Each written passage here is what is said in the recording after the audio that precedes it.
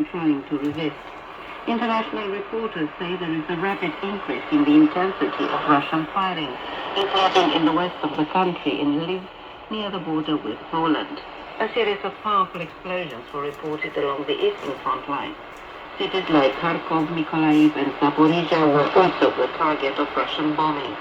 More than 7,000 alleged war crimes committed by Russian troops are being investigated, according to the Ukrainian prosecutor's office. Romanian authorities have decided to reopen the embassy in Kiev, Foreign Minister Bogdanovscu announced on Twitter on Tuesday. The effective resumption of the activity will take place in the next period, immediately after the necessary technical and security preparations have been completed. 17 diplomatic missions have already resumed operations in Kyiv, the Ukrainian Foreign Ministry previously announced. Prior to the Russian invasion on February 24th, most foreign embassies relocated from Kyiv to Lviv in the western part of the country.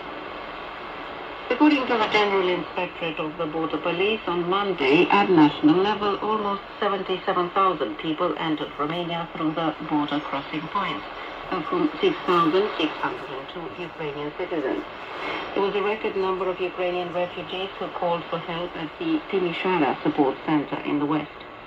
Since the onset of the crisis in the neighboring country and until April 18th, more than 743,000 Ukrainians entered Romania, most of them transiting to other countries. On the other hand, almost 40% of all Ukrainian refugees who, after the start of the war, found out of Romania have jobs in the manufacturing. So this is the Eton S350DL. DLX is the 450. I haven't used this radio in quite a long time, and I decided tonight that I'd use it. And it's kind of interesting to play with it.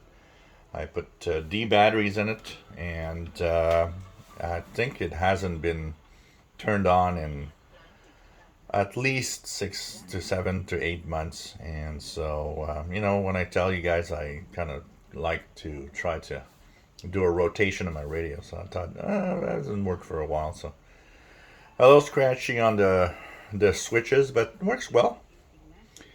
This radio I purchased at, I think was the when Radio Shack changed here in Canada to Circuit City. And it was for a long time around 150, 180, something like that. I don't remember the exact price. But when I got to Circuit City, they often have tables in front of the store at that time where they had some really big rebates on different things they wanted to get rid of. And I looked at the table, and that was in a box, which was an open box. And the guy told me there was also a demonstrator and people played with it, but it was $69. I thought, you know what, $69 for that radio is fine. I'm going to purchase it, and I guess it's more than 10 years, 15 years. I've had this one for a long time.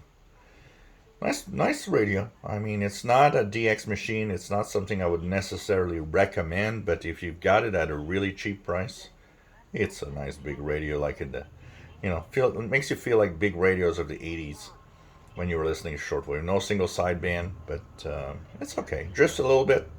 Not too bad, just a little bit. From time to time you readjust, and that's okay.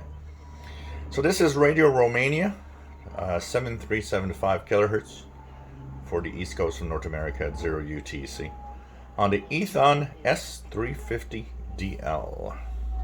Energy security and the future cost of gas for the Romanian people. The new bill provides for legislative stability throughout the exploitation. By the way, this is on Telescopic, nothing fancy, just the telescopic antenna of the radio. 50% of the revenues will go to the Romanian state and 40% to investors. Also, Romania has preemption rights on the gas extracted, only the surplus to be exported. The natural gas reserves in the Romanian deepwater sector are estimated at 200 billion cubic meters, with the Neptune Deep field hosting the largest reserves. This development is owned by OMV Petrom and ExxonMobil, with Romgaz about to take over Exxon's shares. Exploitation works are in an advanced stage in the media sector, so Black Sea oil and gas will begin production this year. Prime Minister Nicolae Ciucă explained. Avem posibilitatea să primim primele gaze la jumătatea acestui an. Există deja o investiție. There's a possibility we may begin to receive gas mid this year. There is already an investment made by Black Sea Oil and Gas. They already signed the documents. And there's the possibility we may provide 1 billion cubic meters of natural gas annually through this investment. We're expecting to begin producing gas in the Neptune deep sector at the end of 2026 or the beginning of 2027. Romania thus hopes to become a provider of regional energy security.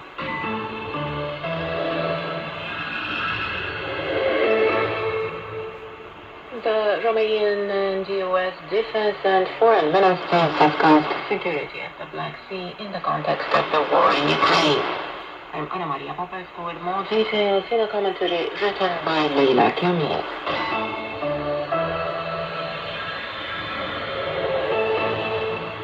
The international community has firmly condemned the invasion of Ukraine by Russian troops, which triggered the most severe refugee crisis in Europe since World War II.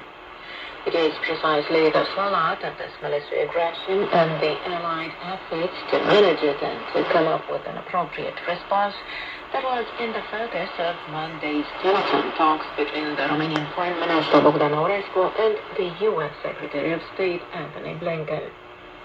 Federal officials discussed concrete ways to provide support to Ukraine and a number of bilateral cooperation elements as part of the Romania-US strategic partnership. Bogdan Aurescu presented Bucharest's assessments of the security developments on NATO's eastern flank and in the Black Sea region. He also detailed the complex measures taken by the Romanian authorities to support neighboring Ukraine at a political, logistic and humanitarian level. The Romanian diplomacy chief emphasized the importance of quickly implementing the decisions made at